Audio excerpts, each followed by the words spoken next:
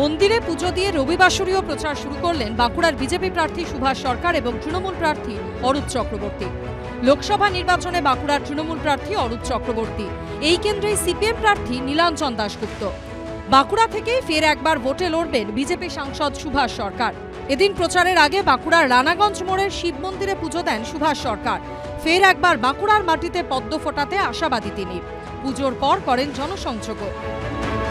আমি চাইলাম ঠাকুর আমি যেন বাঁকুড়ার মানুষের জন্য আরো 5 বছর সেবা করতে পারি, তার সঙ্গে সঙ্গে বাঁকুড়ার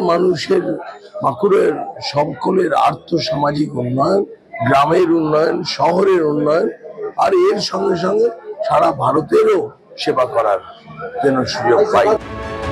রবিবার বাঁকুড়া শহরের গোপীনাথপুর এলাকার বিষ্ণু মন্দিরে পুজো দেন তৃণমূল প্রার্থী অরূপ চক্রবর্তী।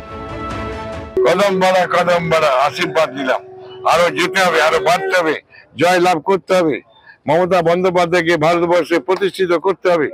এই তো এই জন্য আশীর্বাদ চাইছি। পাশে মুড়ি খেলাম, আমি পাড়ায় এসেছিলাম মন্দিরে পুজো করতে, পাড়ার ছেলেরা বললো আর অরূপদার টিফিন আনি, চলুন মুড়ি খাবো। মুড়ি খেলাম, আমি তো গ্রামের ছেলে, আমার তো মিশতে কোনো অসুবিধা নেই। মন্দিরে পুজো দেওয়ার পর চপমুড়ি খান দলের কর্মী সমর্থকদের সঙ্গে। নির্বাচনের দিনক্ষণ যতই এগিয়ে আসছে ততই বাড়ছে প্রচার। কোন প্রার্থীর প্রচার মানুষের মন ছুঁতে পারল তার উত্তর মিলবে 4ঠা জুন। পূর্ণেন্দু সিংহ রিপোর্ট, এবিপি আনন্দ, বাঁকুড়া।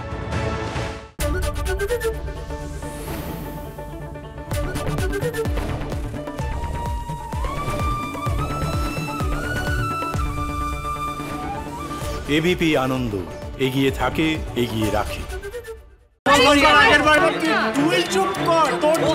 বাংলা ঝামেলা চায় না, বাংলা খবর চায়। বাংলা খবর, বাংলার খবর। বাংলা চেঁচামেচি চায় না, বাংলা খবর চায়। বাংলা খবর, বাংলার খবর। আরে চাটা দে। এই আমার একটা চা দেন। কি হলো আমারটা? বাংলা পক্ষপাত চায় না, বাংলা খবর চায়। বাংলা খবর, বাংলার খবর।